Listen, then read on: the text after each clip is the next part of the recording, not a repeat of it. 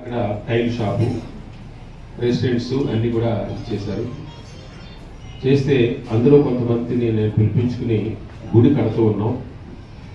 గుడి కట్టినప్పుడు ఇది దేవస్థానం భూమి, మీరు నేను చెప్పినట్టు ఇస్తే మీకు కొంత సహాయాన్ని అందిస్తాను. గవర్నమెంట్ నుంచో అలాగే ఇందులో డొనేషన్ వసూలు చేసిన దాని నుంచో డబ్బులు ఇవ్వడం అన్నది కుదరదు. దేవస్థానం ఎందుకు కాంపన్సేషన్ ఇవ్వాలని వస్తారు అని చెప్పాను. అందులో ఒక ముగ్గురికి సంబంధించి 2 వాటాలు అది.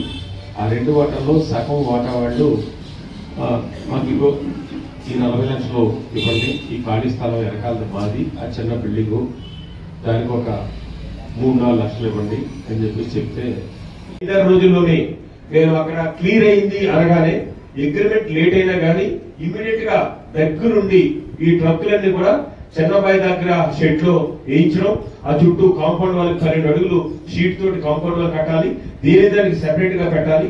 ఈ మిషనరీ పట్టుకెళ్ళి అక్కడ ఇచ్చేస్తే ఈ మిషనరీ నుంచి టిప్ చేసింది ఎక్కడ పట్టుకొచ్చేస్తున్నారు అనుకున్నారు మీరు?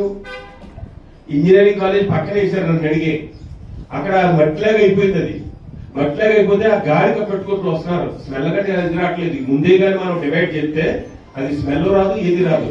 వీళ్ళు కంబైన్ చేసి ఒకసారి చేస్తే మాత్రం తట్టుకోలేరు.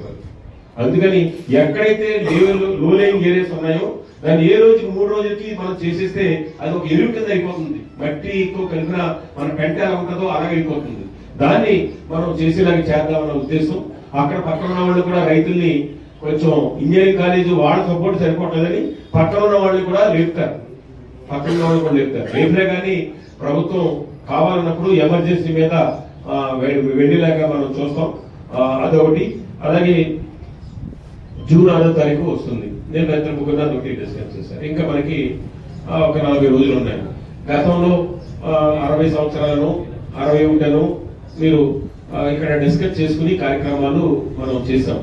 ఈ సంవత్సరం అంత భారీ కార్యక్రమాలు అయ్యి కాకుండా ఒక స్పోర్ట్స్ కి సంబంధించిన కార్యక్రమాలు, క్రికెట్ కి మన వెళ్ళినప్పుడు క్రికెట్ మ్యాచ్ పెట్టడానికి చేద్దామని చెప్పేసి వాళ్ళకి ఒక మాట ఇచ్చారు. అలాగే చెస్ టోర్నమెంట్ ఒకటి చేస్తూ ఉన్నారు.